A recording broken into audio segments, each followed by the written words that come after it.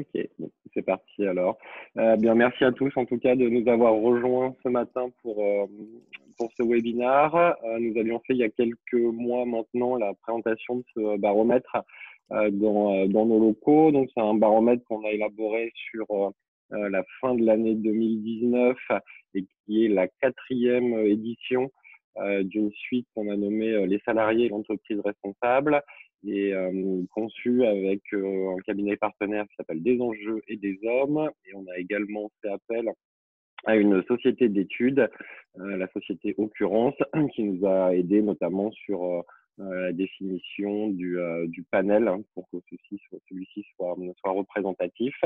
Et donc cette édition s'appelle la RSE tel un driver de la transformation de l'entreprise, des entreprises. Les objectifs de nos baromètres, d'une part, c'est de mesurer la progression, la percée de la RSE dans l'entreprise. Donc, on a des questions qui sont récurrentes d'une édition sur l'autre pour voir comment le sujet évolue. On s'attelle essentiellement à essayer de comprendre comment les entreprises cherchent à mobiliser leurs salariés sur ces sujets de responsabilité. Et l'idée, c'est de donner à nos interlocuteurs, notamment les services RSE, les clés pour pouvoir faire avancer, faire progresser le sujet dans leur entreprise. En termes de méthodologie, donc comme je l'ai dit, on a travaillé aussi avec un cabinet, et la particularité de cette édition, c'est qu'on a fait appel à notre écosystème pour challenger ce baromètre et nous aider aussi dans son analyse. Donc, on a essayé d'avoir une certaine représentativité des acteurs que l'on pourrait trouver, aussi bien des grands groupes, des plus petites sociétés, des sociétés plutôt industrielles, plutôt de services, d'autres confrères aussi, notamment spécialisés sur des sujets de management et de recrutement, et puis également des structures associatives. Donc le baromètre, c'est une diffusion qui se fait online auprès de un peu plus de 1000 salariés exclusivement dans le secteur privé, et on s'est focalisé sur les entreprises de plus de 250 salariés qui sont globalement, d'après ce que nous on voit au quotidien, les sociétés qui ont plus pris le pas sur le sujet. En termes de profilage, donc on a des éléments de profil qu'on a décidé de ne pas vous présenter ce matin, mais on a les slides si des questions arrivent, c'est juste pour vous économiser ça en termes de temps. En termes d'introduction, lorsqu'on posait le début du baromètre, avant de comprendre quelle était l'appétence ou l'implication des répondants sur le sujet à titre de salariés d'entreprise, on s'est dans un premier temps intéressé à leur sensibilité vraiment à titre personnel, et pour voir si cela avait une incidence par la suite en fonction des profils et des réponses qui sont apportées. Donc en gros, on a un panel qui est composé à une petite minorité de personnes qui se sont plutôt neutres au regard du sujet. On a une bonne vingtaine de pourcents, donc un cinquième des répondants qui se sont plutôt sceptiques au regard du sujet, le restant étant composé de personnes majoritairement plutôt engagées, et pour une minorité des personnes qui se disent être militants sur les sujets du développement durable, puisqu'on posait la question en termes de positionnement par rapport aux citoyens. Je vais laisser Charlotte effectuer la présentation, et puis je reviendrai en fin de présentation pour finaliser la dernière partie. J'arrête le partage et je te donne la main, Charlotte. Merci.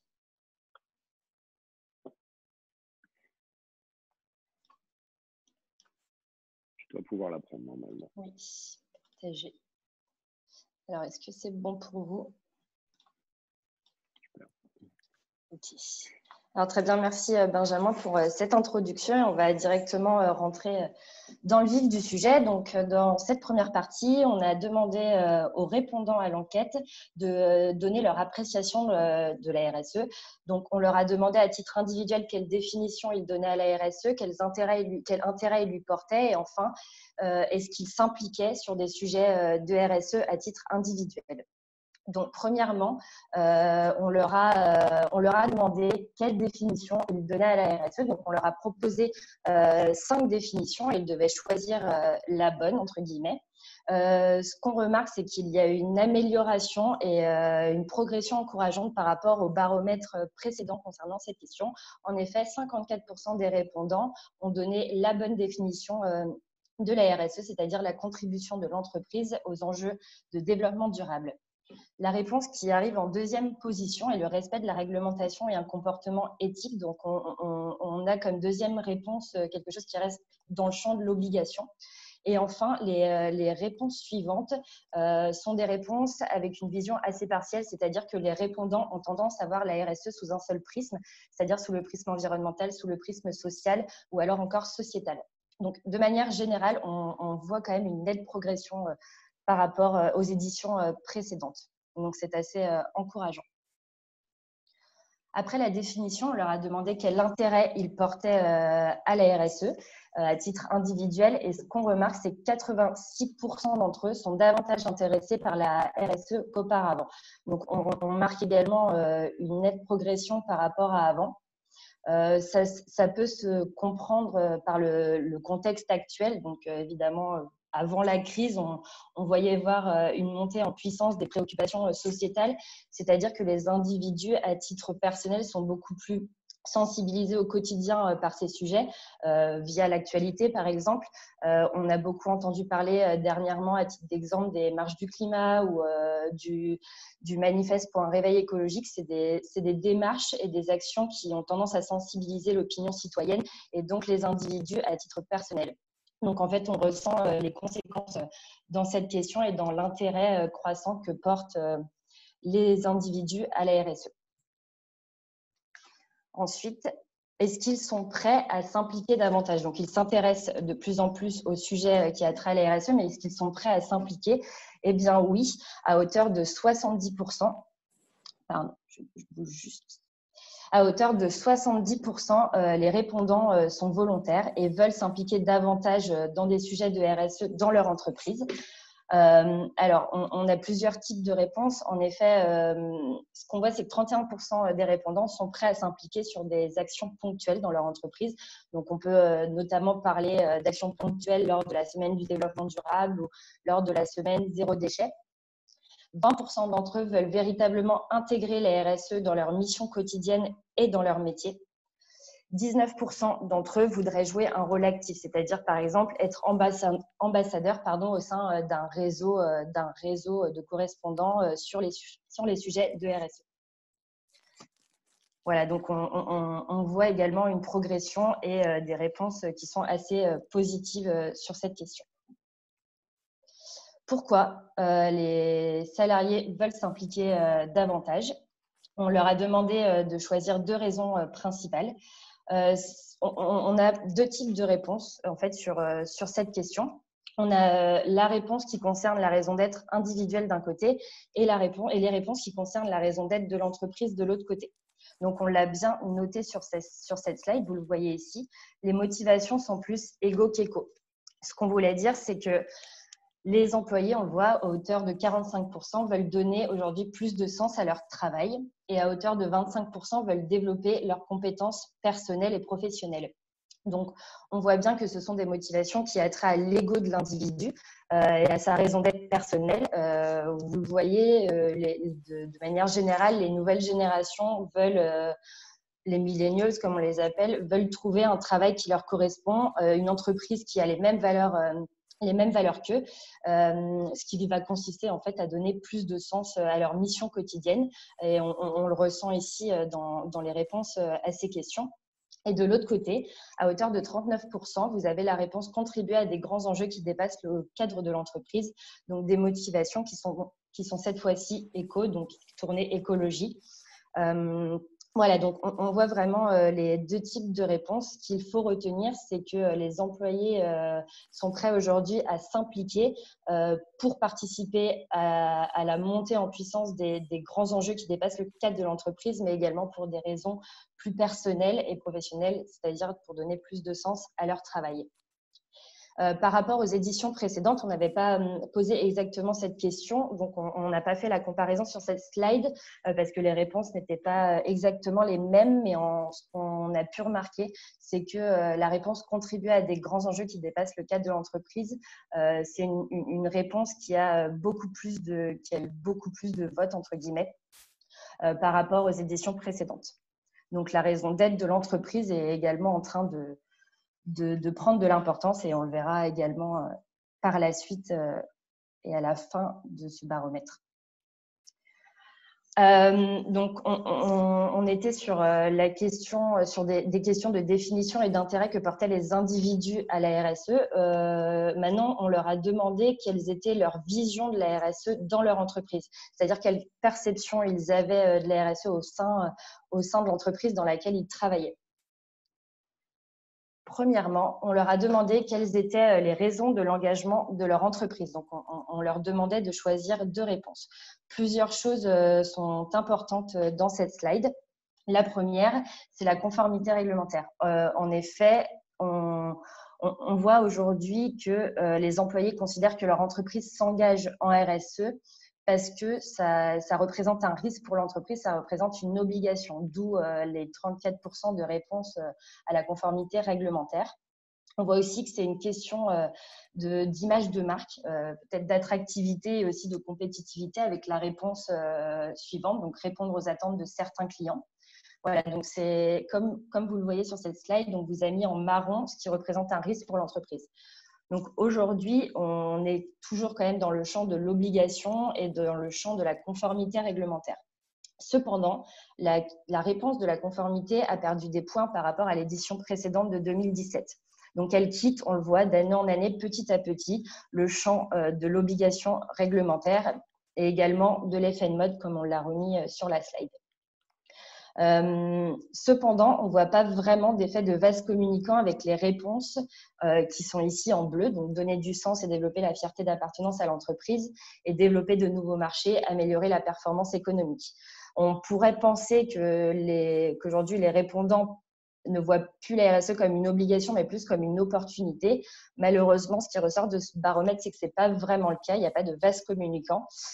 Et en fait, on voit à la fin du petit graphique que 26% des individus ont répondu « je ne sais pas » à cette question. Donc, en fait, ça se déverse plutôt sur la réponse « je ne sais pas ».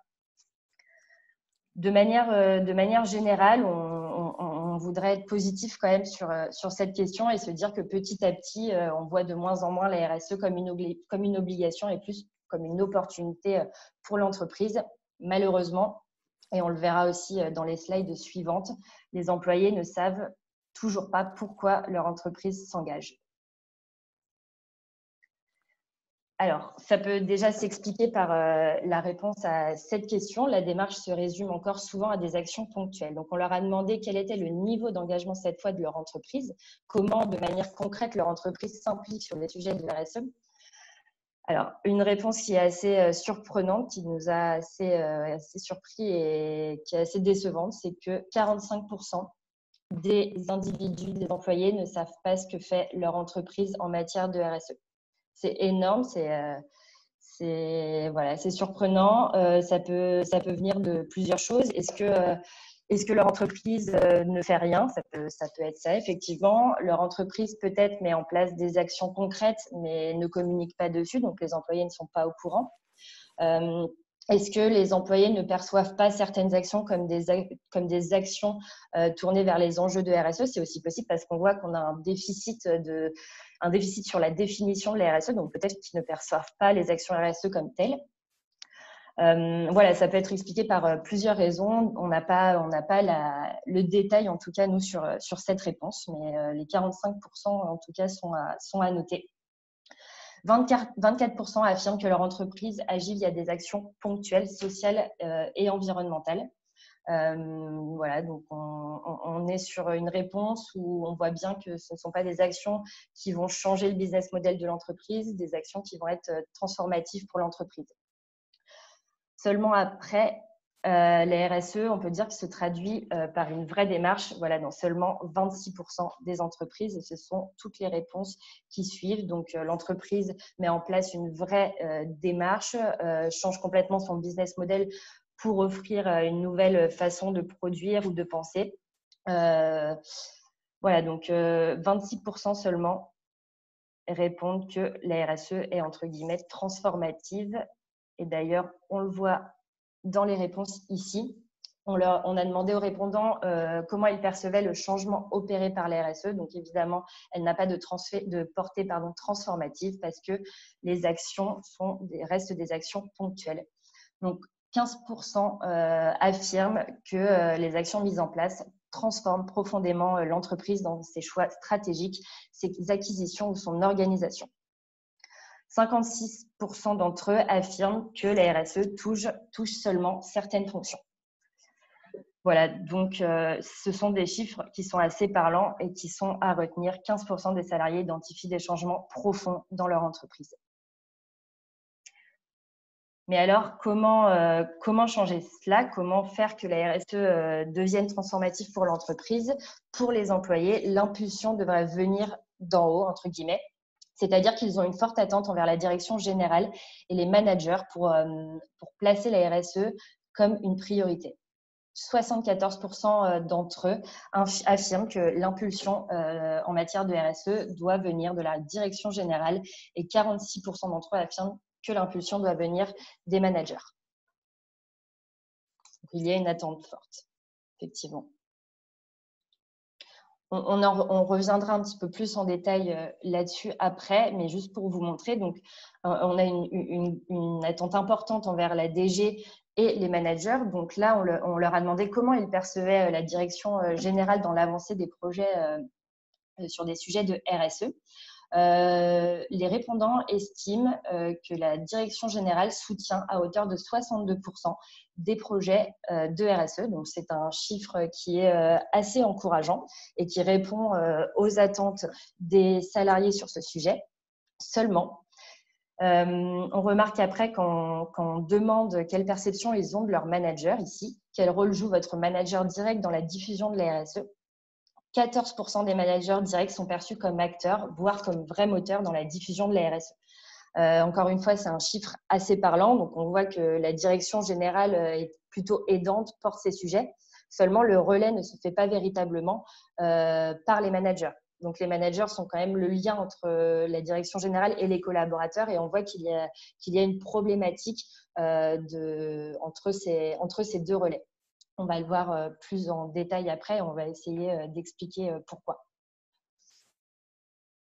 Il y a d'autres freins. Donc, déjà, le premier frein qu'on a remarqué, et il est remis ici, c'est que les managers ne sont pas impliqués, ne sont pas porteurs sur ces sujets. En effet, pour 45% des réponses, les managers ont d'autres priorités. Donc, des priorités, comme on le dit, qui sont plus tournées business, et la RSE passe au second plan dans leur feuille de route et dans leur plan d'action quotidien. On voit aussi qu'il y a une méconnaissance des sujets en interne. Donc, on l'a vu avec la définition qui peut être parfois biaisée de la RSE. On peut aussi estimer que les collaborateurs ne savent pas comment appliquer dans leur quotidien la RSE, comment l'appliquer dans leur mission quotidienne. Ils ne connaissent pas assez ce sujet, ils ne sont pas formés sur ce sujet.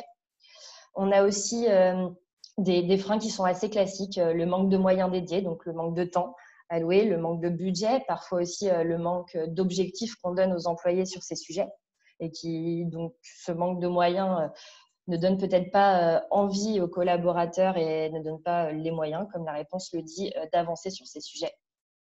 On sous-estime aussi encore souvent l'absence de pression externe, c'est-à-dire les attentes des parties prenantes envers l'entreprise sur ces sujets. On estime qu'aujourd'hui, personne ne nous le demande. Seulement 19% des répondants ont répondu ça. Donc, on peut dire qu'on sous-estime aujourd'hui toutes ces pressions externes de la part de nos clients, de la part de nos fournisseurs, par exemple. Les employés ne se rendent peut-être pas compte encore aujourd'hui les attentes des parties prenantes sur ces sujets. Et enfin, d'autres freins, une vision court-termiste et le manque d'ouverture de l'entreprise aux évolutions de la société. Et à hauteur de 12% seulement, la direction générale n'est pas convaincue. Voilà, donc on voit de manière générale que la méconnaissance du sujet est en effet pénalisante et empêche aujourd'hui les collaborateurs de s'engager sur des sujets de RSE. Tout cela nous amène en fait à dire que les salariés dans leur quotidien sont peu impliqués. Donc 44% d'entre eux estiment ne pas du tout être impliqués dans la démarche. Seulement 8% d'entre eux sont invités à intégrer la RSE à leur pratique métier. Quand on dit 8% d'entre eux sont invités à intégrer la RSE dans leur pratique métier, c'est juste ne pas être informé via des newsletters, via de la communication qui peut être assez descendante. C'est véritablement intégrer la RSE dans leur mission, dans leur métier, donc dans leur process, les former sur les sujets, leur donner les compétences et les moyens d'agir. Donc voilà, seulement 8% sont concernés et 44% ne sont pas impliqués dans cette démarche. Est-ce que Thomas, jusqu'ici, il y a des questions? Alors oui, il y a quelques questions. La première, c'est est-ce que tu peux rapidement rappeler le nombre total de répondants pour ceux qui seraient arrivés en cours de route? Alors, je crois que c'est 1100. Ben, est-ce que tu l'as? Il faut que je retourne. Un gros millier, pareil, je l'ai pas. Alors je vais aller chercher en parallèle, comme ça tu ne bouges pas le slide. C'est 1106 de mémoire. Voilà, 1106. 1106, merci. Et après, je reviens. 1016, pardon. Excusez-moi, 1016.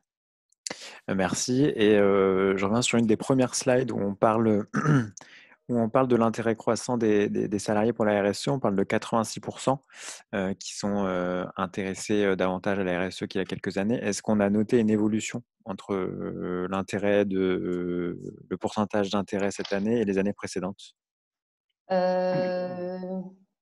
Benjamin ou Charlotte?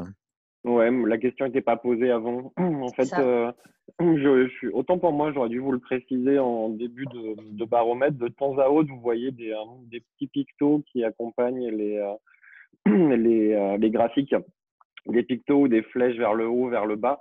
Et quand on les a pas indiqués, c'est que soit il n'y a pas de différence notable, soit on a apporté des contenus nouveaux par rapport aux éditions précédentes.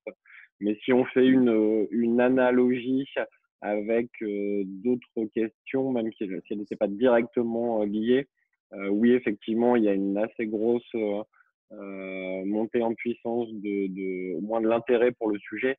Par contre, on a préféré pas le mesurer puisque comme les questions n'étaient pas les mêmes, on n'aurait pas eu la fiabilité nécessaire. Merci pour la réponse. Et dernière question, et après on continuera. Est-ce qu'on peut rappeler rapidement les entreprises qui ont été interrogées? Oui, tout à fait. Donc, on a eu Bouygues, on a eu PMU, on a eu SGF, on a eu Alliance, on a eu Le Bon Coin. Et là, il va falloir que je triche. Merci Charlotte. Ça, c'est les entreprises. Le phare Propreté, c'est un fonds d'innovation qui dépend de la FEP, donc la Fédération des entreprises de propreté. Burdeo, cabinet de recrutement spécialisé sur les sujets du développement durable. Et ensuite, donc management et RSE plutôt qui travaille beaucoup sur la notion de formation et justement liée au management et l'association Dialogue. Merci. Il y a encore 2-3 questions, mais on va les garder pour la fin parce que je pense qu'elles seront intéressantes à la fin. Donc, je te laisse, Charlotte, continuer. Ouais, je vais reprendre. Voilà, donc on parlait d'implication des salariés. On va ici rentrer plus dans le détail. Premièrement, on leur a demandé d'évaluer leur niveau d'information sur la démarche RSE de leur entreprise. 71% des répondants déclarent être mal informés. Donc ici, vous le voyez, quand on dit 71%, on prend des réponses qui vont jusqu'à la note de 6. Donc la moyenne est ici de 4,8. On estime qu'en dessous de 6, effectivement, les salariés sont insuffisamment informés. Entre 7 et 8, donc 24% sont informés. Et enfin, entre 9 et 10, ce sont des individus qui seront très informés sur ces sujets. on estime entre 5 et 6, ce sont des individus qui ne veulent pas trop se mouiller, qui ne veulent pas dire qu'ils sont très informés sur la démarche, mais qui ne veulent pas non plus dire qu'ils sont insuffisamment informés. Donc, c'est pour ça qu'on estime que 71% d'entre eux sont insuffisamment informés et qu'on a pris en compte la note de 5 et 6. Je me permets de t'interrompre, Charlotte, parce que du coup, ça répond à une question que j'avais vue passer dans le fil, entre le décalage qu'il peut y avoir entre le déclaratif et le passage à l'acte. Donc, on a notamment sur ce type de questions fait un travail, je ne sais plus la terminologie exacte au sens étude, une sorte d'ajustement de lissage. Typiquement ici, en prenant pas une moyenne à 5, mais en la poussant jusqu'à 6, justement pour inclure ces personnes qui seraient un peu dans le ventre mou, on va dire. Exactement. Merci. Très bien. Ensuite, par quels moyens donc l'entreprise engage ses équipes dans la RSE? Donc, on parlait d'information. Donc, pour 39% des répondants, l'entreprise engage les salariés par de l'information descendante, donc des newsletters, des affichages, des réunions d'information ponctuelles. Donc, c'est le plus important mode d'implication. Cependant, on a vu avec la réponse précédente que ça ne marchait pas forcément parce que les employés se considèrent de manière générale comme assez peu informés sur ces sujets. Ensuite, 21% en associant certains salariés à l'élaboration de la démarche. Donc, on peut imaginer que ça consiste en de la consultation, par exemple, lors de l'élaboration d'une matérialité ou lors d'une consultation sur une enquête en interne. De manière descendante à hauteur de 19% en demandant aux employés de mettre en œuvre les plans d'action, donc demander concrètement d'appliquer les actions qui a trait à la RSE dans leur mission quotidienne. Et enfin, en écoutant l'opinion des employés pour l'intégrer dans la démarche RSE. Et 15% d'entre eux répondent « je ne sais pas ». Donc, on a toujours, vous le verrez sur nos slides, un pourcentage toujours de personnes qui ne savent pas vraiment en fait ce que fait leur entreprise, de quelle manière ils sont appliqués. C'est quelque chose qui ressort également tout au long du baromètre. Donc, de manière générale, la communication est majoritairement descendante via de l'information, par exemple. On remarque cependant que les salariés ont aujourd'hui la volonté de s'impliquer plus. En fait, c'est ce qui constitue un levier qui est parfois inexploité dans les entreprises. À hauteur de 67%, les employés ont envie d'être force de proposition, d'être acteurs sur des sujets de RSE.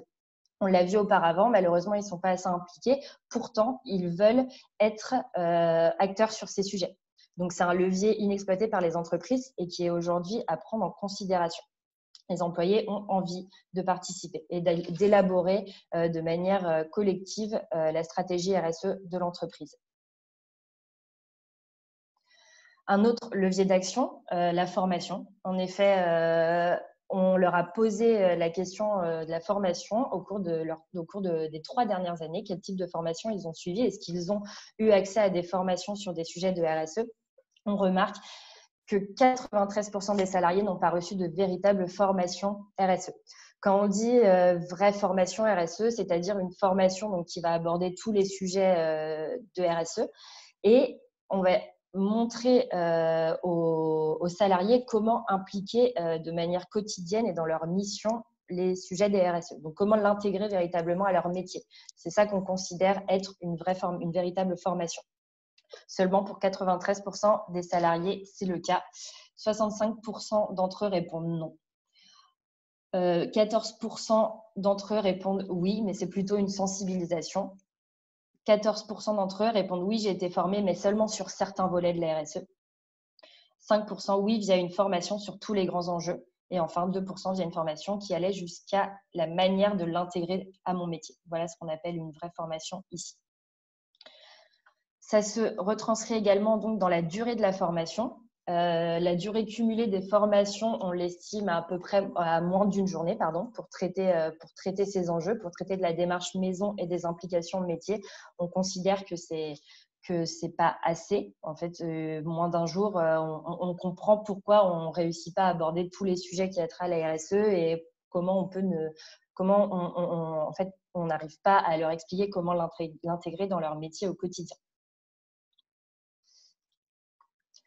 Au-delà de la formation, donc là, on voit que c'est déjà un levier pour agir. En effet, donner les moyens aux employés, donc à hauteur de 53%, donc donner du temps, des objectifs clairs, des outils, de l'accès à la formation également. Les employés ont également envie qu'on leur explique de quoi on parle et comment l'appliquer à leur métier. Donc, c'est ce qu'on disait, toujours leur donner accès à une véritable formation. À hauteur de 41%, qu'on vous propose des actions concrètes à mener. Donc, on peut revenir à ce qu'on disait auparavant, que les employés ont envie d'être force de proposition sur ces sujets et d'être acteurs et de l'appliquer quotidiennement dans leur mission. Ensuite, les employés à hauteur de 21% veulent que leur engagement soit valorisé dans leur parcours professionnel. Donc, on peut imaginer que les employés soient objectivés sur ces sujets. Et enfin, à hauteur de 14%, que les managers les soutiennent sur ces sujets de RSE. Voilà, donc les leviers passent par la formation et les guidelines, comme on le disait. Qu'en est-il des relais managériels? Donc, on revient sur le chiffre qu'on avait abordé au début. Quel rôle joue le manager direct dans la diffusion de la RSE? À hauteur de 52%, le manager est plutôt passif sur ces sujets. Donc, c'est assez décevant. On a vu que la direction était plutôt convaincue, mais que malheureusement, il n'y avait pas de relais managériel. Donc, on peut imaginer que c'est peut-être parfois que les directions RSE dans l'entreprise n'arrivent pas à faire le relais entre la direction et les managers. On peut imaginer toutes sortes de choses. On a du mal à expliquer pourquoi aujourd'hui les managers ne se sentent pas impliqués, mais en tout cas, il y a un biais entre la direction et les managers qui n'arrivent pas à faire le relais avec les collaborateurs. Voilà, seulement 14% d'entre eux sont moteurs dans la diffusion de la RSE. On parlait d'objectifs annuels, donc on leur a posé la question, est-ce que vous êtes objectivé aujourd'hui sur la RSE? Est-ce que vous avez un ou plusieurs de vos objectifs annuels qui portent sur la RSE? Est-ce qu'on vous en parle lors de vos entretiens annuels, par exemple? Seulement 16% d'entre eux sont objectivés sur des sujets de RSE. Voilà, donc ça va dans la logique de tout ce qu'on dit depuis le début. On a posé des nouvelles questions qu'on n'avait pas dans les éditions précédentes et celles-là en fait partie. On leur a demandé quelle vision ils avaient des instances représentatives du personnel. À votre connaissance, les représentants du personnel de votre entreprise abordent-ils ces questions de RSE? Oui, à hauteur de 33%, qui est un chiffre assez positif, assez encourageant. Quand on a vu ce chiffre, on s'est dit que c'était sûrement parce que de nature, en fait, les représentants du personnel abordent des sujets qui a trait à des enjeux sociaux. C'est certainement pour ça que les salariés perçoivent les IRP comme des acteurs sur des sujets de RSE. Et donc, pour les répondants à hauteur de 27%, les engagements des représentants du personnel en matière de RSE sont à la hauteur de ces grands enjeux. Quelle gouvernance maintenant, Thomas? Est-ce que on peut voir si tu as des questions avant de passer à cette partie? Je pense qu'on peut continuer pour l'instant. J'ai bien vu les questions, on les posera à la fin. Très bien, merci. Donc, quelle gouvernance de la RSE? Comment la RSE est déployée dans les entreprises? Quelle structure se met en place dans les entreprises? On a fait un focus ici sur le rôle et sur le rôle du responsable RSE au sein de l'entreprise. Donc, on a posé plusieurs types de questions. Premièrement, est-ce que pour vous, le ou la responsable RSE est soutenu par la direction générale pour faire avancer ses projets? Oui, donc plutôt oui ou oui à hauteur de 62%. On va surtout noter ici dans ces réponses les évolutions. À chaque fois, on a un taux de réponse qui est plus important par rapport aux années précédentes où on avait déjà posé ces questions. Donc oui, c'est encourageant. La direction RSE est aujourd'hui soutenue par la direction générale pour faire avancer ses projets. Est-ce que le responsable ou la responsable RSE a les compétences techniques nécessaires pour porter le sujet? Oui, à hauteur de 59%. On voit également une évolution par rapport à avant. Le taux était de 46%, donc une nette croissance. Ensuite, est-ce que la RSE est rattachée au bon niveau hiérarchique? Oui, à hauteur de 57%. Et notamment, et on voit que cette réponse s'en rapproche pour les gros groupes. Par contre, pour les structures de plus de 1000 salariés, le taux est un petit peu plus bas, il est de 53%. On peut estimer que dans les gros groupes, de plus en plus, la direction RSE est rattachée à la direction générale de l'entreprise, d'où les réponses positives à cette question. Enfin ici, est-ce que le ou la responsable RSE a le bon profil pour porter le sujet? Oui, à hauteur de 57%. On voit également une nette amélioration. Donc, on voit ici des compétences en termes de formation, mais aussi ce qu'on appelle des soft skills. Donc, est-ce que le ou la responsable RSE a aujourd'hui l'envie de faire changer les choses? Est-ce qu'il est charismatique? Voilà, est-ce qu'il a de manière générale le bon profil? On voit qu'on est passé au-delà même de la barre des 50% par rapport à avant, qui est assez positif. Pour continuer, est-ce que la personne en charge de la RSE peut s'appuyer sur des réseaux, donc des réseaux de correspondants RSE? Oui, à hauteur de 52%. Est-ce que la personne en charge de la RSE a le leadership nécessaire pour porter le sujet? Donc, on en parlait déjà avant pour les soft skills et le profil de manière générale de la personne en charge de la RSE. Donc, oui, à hauteur de 51%. On voit également une nette évolution.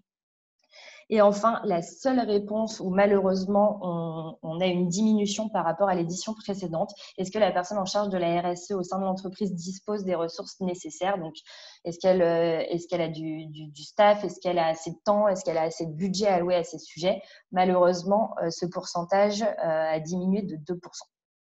Il est un petit peu plus haut pour les entreprises de plus de 1000 salariés et il est beaucoup plus bas pour les entreprises de moins de 1000 salariés. De manière générale, on voit quand même des réponses assez positives et des évolutions positives. On voit que le responsable ou la responsable RSE est maintenant rattaché à une direction qui lui permet de mettre en place beaucoup plus d'actions concrètes, d'intégrer justement ces sujets au métier quotidien des collaborateurs. On voit qu'elle a plus de soutien donc de sa direction, mais également qu'elle peut compter sur des relais. On peut voir aussi une nette évolution en termes de formation des personnes en charge de la RSE. Vous le voyez ces dernières années, beaucoup de formations nouvelles ont émergé sur justement des sujets spécifiques RSE. Donc, une fonction et un sujet qui s'installe. Là, on a demandé aux répondants de se projeter. Selon eux, quelle place va prendre la RSE dans leur entreprise d'ici 5 ans? Donc, est-ce que ces sujets vont prendre de l'importance dans l'entreprise? On se demandait est-ce qu'il fallait prendre cette réponse de manière positive ou de manière négative. On a décidé de se dire que pour 50%, les RSE aura une place plus importante à terme et c'est quelque chose qui est encourageant et qui est positif effectivement. Ce pourcentage, je ne l'ai pas en tête, mais il était beaucoup plus haut pour les jeunes, donc de moins de 30 ans, et pour les managers. Donc, on peut se dire que les personnes qui vont être amenées à porter plus ces sujets dans l'entreprise à l'avenir sont plus intéressées et veulent être acteurs sur ces sujets. Donc ces réponses sont plutôt effectivement encourageantes. Voilà, donc on ne pouvait pas ne pas parler aujourd'hui de raison d'être. Donc, c'est une des nouvelles questions qu'on a posées aux répondants. Donc, je vais laisser Benjamin enchaîner sur ce sujet. Peut-être qu'avant, si Thomas, on garde les questions pour la toute fin. Tout à fait. Ok, très bien. Benjamin, je vais arrêter le partage et je te laisse reprendre. Il faut que tu actives. Voilà. Ouais, ok, merci Charlotte. Parfait. Alors, je reprends la main. Charlotte, tu me dis si tu vois l'écran. Oui, c'est parfait. Ok, super. Cool. Donc oui, effectivement, sujet d'actualité avec la raison d'être. Donc, on ne pouvait pas passer à côté dans cette édition. Donc, on a posé la question de savoir si les entreprises des répondants avaient formulé une raison d'être. Personnellement, j'étais assez surpris de voir qu'on a plus d'un quart des interviewés qui déclaraient que l'entreprise y travaillait. Je pense pas que le sujet aurait aussi vite percé. Bon, on reste quand même avec une grande majorité de 55% de collaborateurs qui ne savent pas où en est l'entreprise par rapport à ça, et à peu près un petit cinquième qui savent que le sujet n'est pas forcément à l'ordre du jour. On l'a pas remis sur le slide, mais il y a au moins le taux de déclaration des entreprises qui y travaillent est pas mal boosté par les populations franciliennes et les populations plutôt cadres et managers.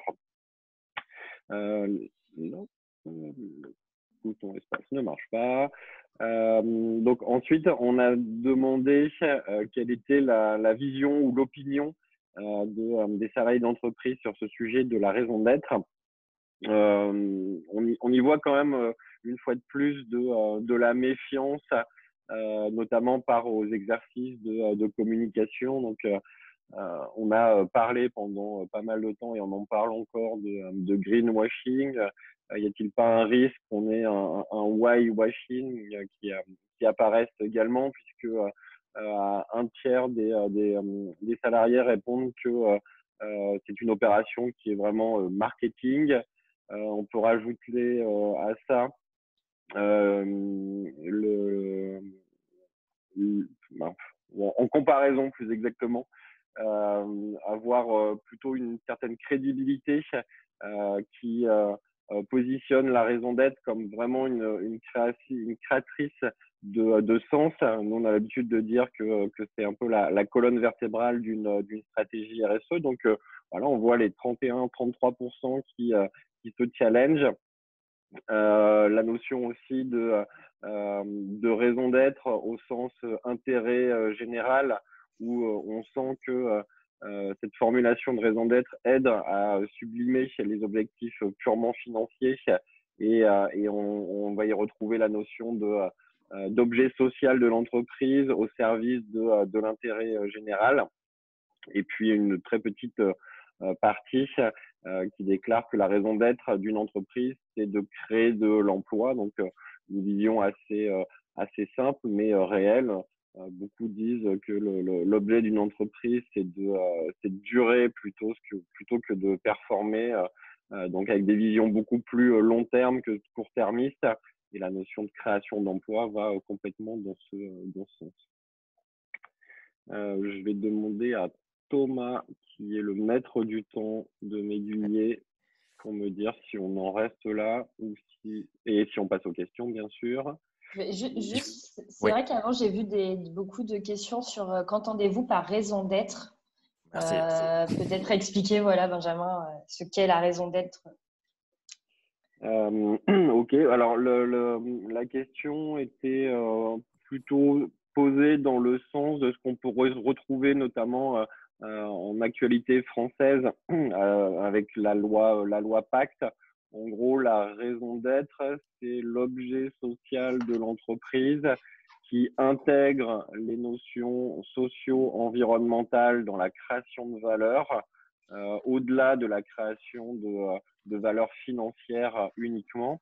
Et elle y intègre aussi une seconde notion, c'est que quand vous regardez les statuts classiques d'une entreprise, cette création de valeur, comme je le viens de dire, elle est purement financière et purement dédiée aux propriétaires de l'entreprise. La notion de raison d'être vient intégrer aussi la prise en compte de ces parties prenantes au-delà du pur aspect propriétaire. On va peut-être continuer dans la question. Ouais, on fait les questions. Ouais, je pense que c'est mieux. On reste sur la raison d'être parce que c'est sur le sujet sur lequel on est actuellement. Est-ce qu'elle doit plutôt être portée en leader par les équipes RSE ou plutôt par la communication? J'ai le droit de dire ni l'un ni l'autre. Alors, pour avoir fait l'exercice dans l'entreprise, avoir travaillé sur une méthodologie, la raison d'être n'a pas lieu d'être si celle-ci n'est pas portée au plus haut niveau de l'entreprise. Et quand je dis portée, c'est qu'elle soit réfléchie, pensée au plus haut niveau de l'entreprise. Donc, Opérationnellement ou en termes de lead, de méthodologie, effectivement, les équipes RSE ou communication interne peuvent s'approprier le sujet. Si les entreprises sont dotées d'un département plutôt stratégique, je vous invite plutôt à ce que ça soit ce département qui en fasse l'appropriation. Mais dans tous les cas, celle-ci doit être formulée avec les organes décisionnaires, ce qui ne veut pas pour autant dire qu'il faut exclure le reste de l'entreprise. Bien au contraire, nous, dans notre approche, on va plutôt avoir des inputs qui sont allés chercher au niveau de la direction générale d'un CODIR ou d'un COMEX et qu'on fera ensuite challenger par les collaborateurs. Donc, finalement, on inclut tout le monde dans la boucle par ce canal. Merci. Je reste sur la raison d'être. Une question qu'on m'a posée en privé. Comment voyez-vous l'articulation entre la plateforme de marque, notamment la mission, et la raison d'être? Alors, c'est peut-être une différence entre entreprise à mission et raison d'être, si j'ai bien compris. Voilà.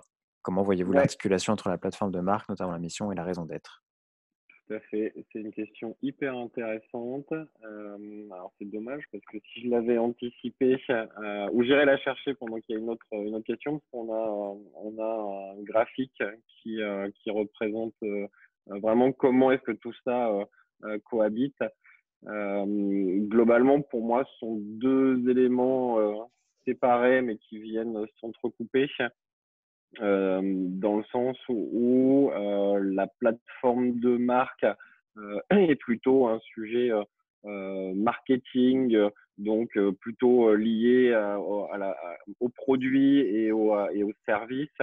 Là où pour moi la raison d'être, je la vois beaucoup plus comme une philosophie d'entreprise, un cap à se donner, donc qui va au-delà du critère marque, qui va beaucoup travailler sur la gouvernance notamment de l'entreprise, que l'on voit souvent être un peu le parent pauvre de la RSE. Merci. Alors, on va poser une question un petit peu, un peu compliquée, mais qui est hyper intéressante et qui rebondit sur l'actualité.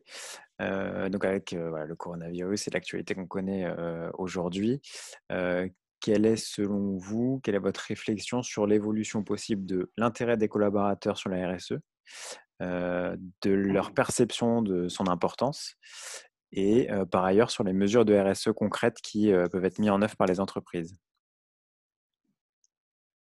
Ok. Effectivement, question très Complexe. intéressante et complète. Comment aborder la réponse? Alors, chez Ecodev, on est déjà des optimistes, donc on croit beaucoup à ce que les pires des phénomènes peuvent nous aider à aller réveiller. D'ailleurs, on parlait de raison d'être. Le terme réveiller fait partie de la note, donc réveiller aussi bien les individus que les organisations au regard de ce sujet. Alors, au niveau des causes, je suis pas vraiment bien sûr qu'on arrive à faire le lien entre le sujet environnemental et ce qui nous arrive aujourd'hui. Euh, Aujourd'hui, quand vous regardez la genèse de tout ça, bien qu'elle soit encore très floue et que on entend parler de tout et de rien, j'entendais notamment hier en Angleterre qu'il y a un mouvement qui lie coronavirus et 5G. On a des fabulations sur l'origine conçue du coronavirus et non naturelle, peu importe. Aujourd'hui, ce qui est sûr, c'est que les problématiques environnementales, notamment de destruction de la biodiversité, euh, des, euh, des forêts notamment, qui sont finalement des vrais remparts écologiques contre la transmission de ce genre de virus, je suis pas encore persuadé qu'on arrive aisément pour le commun des mortels à faire le lien entre disparition des habitats, disparition de la diversité animale et problématiques de santé que l'on est en train de vivre. Donc peut-être que si on arrivait à un petit peu plus clarifier ça, ça aiderait à faire le pont entre l'actualité et les sujets socio-environnementaux qu'on défend depuis 10 ans pour notre part. Quoi qu'il en soit, si on regarde pas forcément les causes, mais plutôt les conséquences, on voit aujourd'hui une économie qui est complètement paralysée. La grande différence par rapport aux crises financières qu'on a connues il y a une dizaine d'années, c'est que l'économie réelle aujourd'hui est complètement à l'arrêt, en plus des problématiques financières. Donc on se rend compte que ces phénomènes ont des impacts qui peuvent être complètement gigantesques dans les activités du quotidien.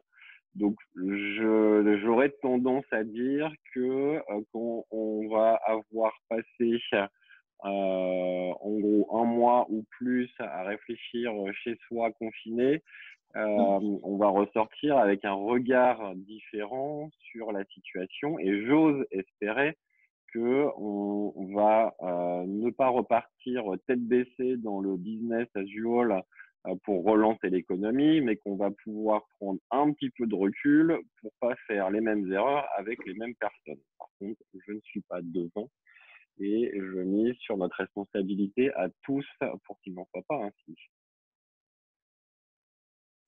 Merci. Très bien. Dernière question. N'hésitez pas s'il y en a d'autres. Pardon, j'essaie de la retrouver. Voilà. Donc un petit peu plus opérationnel. Quels sont les métiers dédiés à la RSE dans les entreprises? Et comment des cadres peuvent-ils trouver des pistes dans ce domaine? Des reconversions a priori sont à prévoir. Oui. Bah voilà, ça répond aussi en partie à la question précédente. Je peux vous inviter, je vais répondre à la question bien sûr, hein, mais je peux vous inviter pour plus de compléments à aller voir ce qui se fait du côté de chez Burdeo sur leur site et également sur leur baromètre qui est vraiment dédié au métier de la RSE. Comme ça me permet aussi de les remercier à nouveau, notamment Caroline Renou, d'avoir participé à notre baromètre. Donc, les métiers aujourd'hui qui s'ouvrent à la RSE, donc il y a les services vraiment dédiés RSE, donc type chargé de mission ou responsable RSE, responsable développement durable. On voit aussi de plus en plus de métiers qui s'ouvrent au niveau on va dire des services achats, justement avec les problématiques de chaîne de valeur, aussi bien sur des sujets d'enjeux sociaux que d'enjeux environnementaux. Quand je dis sociaux, plutôt liés à ce qu'on pourrait assimiler aux droits de l'homme. Donc ça a vraiment le vent dans le dos. Il y a aussi beaucoup de métiers aujourd'hui qui s'ouvrent sur l'investissement socialement responsable. Donc qui vient aussi conforter le fait que la finance regarde de manière de plus en plus active ces sujets extra-financiers. Voilà, un peu pour le tour d'horizon de ce qui a le vent dans le dos aujourd'hui, sans parler bien évidemment aussi du fait que les métiers du conseil en RSE évoluent de plus en plus. On voit de plus en plus d'acteurs ou des acteurs historiques qui grandissent. Donc, des postes sont également à pourvoir dans ce type de structure. Merci. Allez, toute Et dernière. oui, j'ai pas répondu il y avait l'histoire de reconversion, etc. Alors, Ça, c'était la mienne en plus. Ça, c'était la tienne? Ok. Il faudrait que je retrouve une statistique, ou au moins l'évolution d'une statistique, puisqu'il y a, ça commence à dater, il y a peut-être 3, 4, 5 ans maximum. J'avais vu que seuls 3 ou 5% des étudiants qui sortaient d'un cursus spécialisé en RSE trouvaient vraiment un job dans la RSE. Je pense que ça a dû évoluer dans le sens croissant, mais comme j'ai pas l'info, je préfère pas forcément m'y engager. Tout ça pour dire que effectivement, dans les entreprises, au moins, on va plutôt avoir tendance à vouloir faire confiance à un expert sur un métier donné qui aura complété son expertise par des connaissances et des compétences en matière de RSE, plutôt que des pures formations RSE qui sont peut-être considérées comme un peu trop généralistes et donc qui n'arrivent pas forcément à trouver leur place directement dans les métiers de l'entreprise.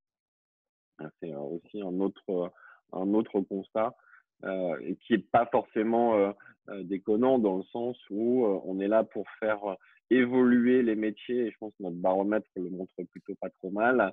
Quand on a une certaine connaissance sur un métier, effectivement, le fait d'y mettre des surcouches RSE et de venir un peu faire pivoter l'axe historique pour intégrer le sujet extra-financier peut être perçu comme ayant d'autant plus de valeur, là où, à l'inverse, du 109, une vision neuve peut aider aussi à la transformation et à la disruption de certains métiers parce qu'on en est quand même aussi là. On ne peut plus aller à tâtons comme ça. Il faut vraiment des grosses transformations au niveau de nos méthodes de fonctionnement.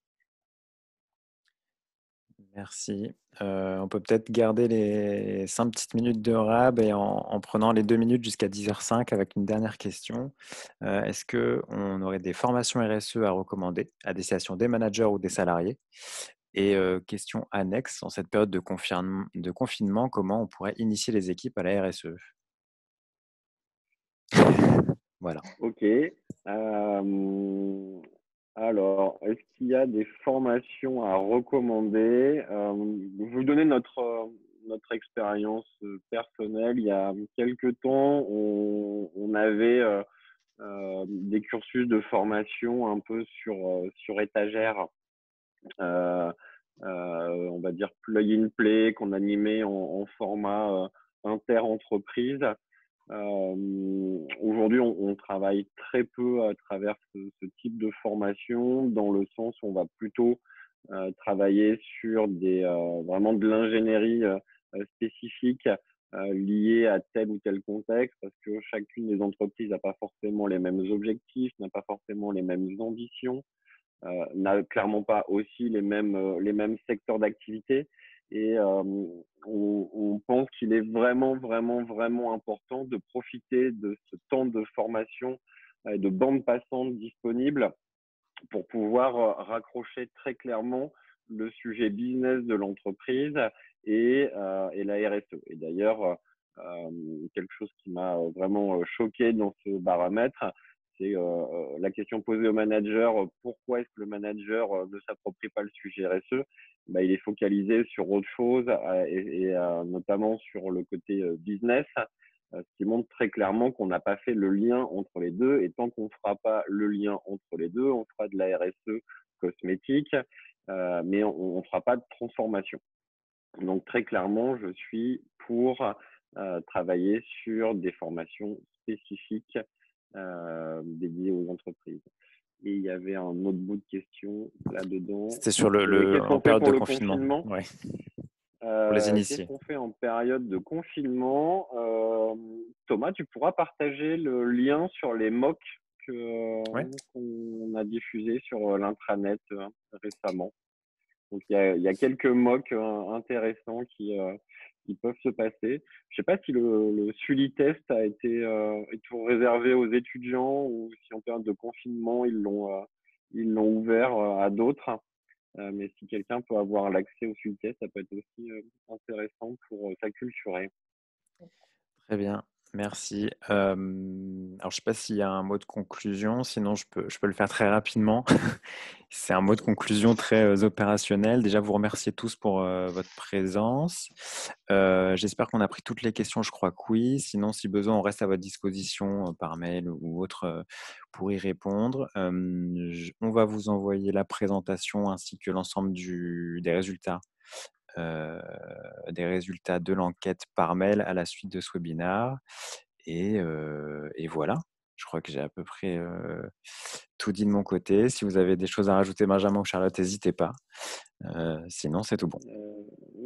Juste se joindre à toi pour remercier tous les participants. Et puis, Thomas vous a concocté un super planning de webinar. Donc, je ne sais pas si tu veux parler du prochain qui aura lieu. Oui, alors vous recevrez aussi du coup le planning dans le mail, mais on peut d'ores et déjà en parler. Il y a un webinar jeudi sur l'économie circulaire, jeudi matin 9h, même heure. Et après, on sera full mobilité la semaine prochaine, mardi et jeudi, un sur la LOM, loi d'orientation des mobilités, et un second sur le covoiturage. Voilà. Mais vous recevrez ça par mail, vous pourrez vous inscrire, n'hésitez pas, et on sera heureux de vous accueillir. Merci beaucoup en tout cas.